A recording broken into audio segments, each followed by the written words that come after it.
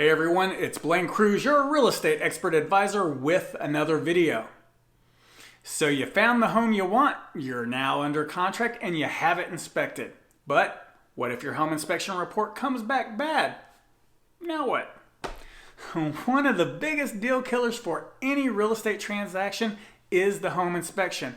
It strikes fear into the hearts of sellers and buyers, even though almost everything about a home can be repaired or replaced.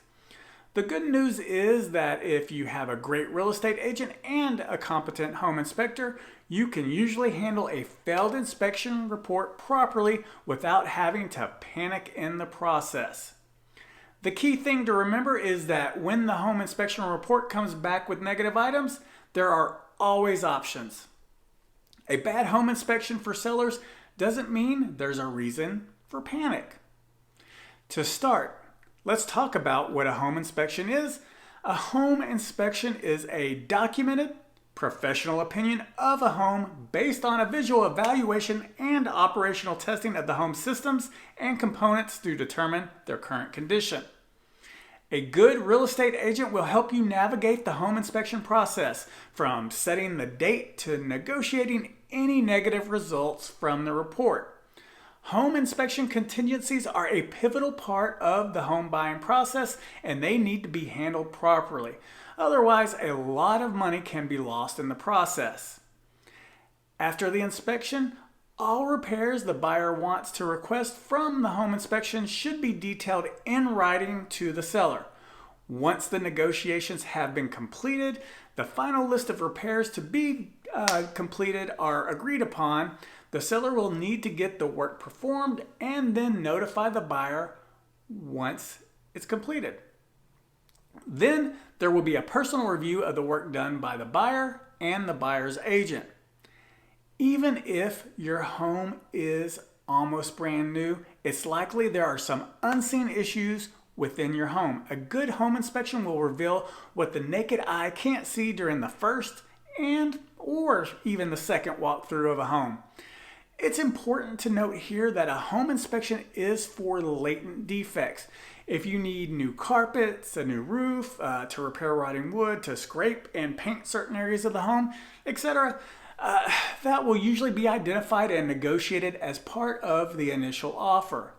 However, when a home inspection reveals issues like dangerous crack in the furnace, pest infestation, or mold in the attic, these can be challenging issues that will need to be addressed in order for the sale to progress. Some of the more common repairs needed after a home inspection are roofing issues with leaks or missing shingles, electrical issues with frayed wires or things not up to code, plumbing issues with leaking pipes, foundation issues, termite damage, mold, or even issues with windows and doors that stick or don't even open properly. Clearly, if these issues are a challenge for one buyer, they will likely be a challenge for others. Not only that, if they aren't addressed, these issues can impact the value of the home and even impact the possibility of a sale in the future. The best thing to do is to determine what you can live with and what you can't live with, and then negotiate solutions from there. Ideally, whether you're the seller or the buyer, you need to be able to walk away from the sale of the home if you can't work out an acceptable solution. As I mentioned earlier, if you get a bad inspection report, don't panic. Talk with your real estate agent and find out what advice they have for you.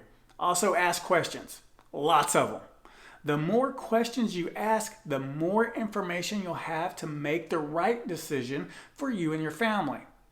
The goal is to provide a non-emotional response to the inspection findings and work towards a common goal of an agreement that works well for both parties.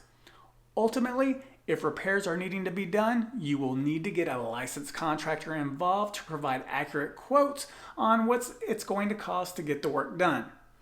In some cases, it may require more than one estimate from more than one contractor.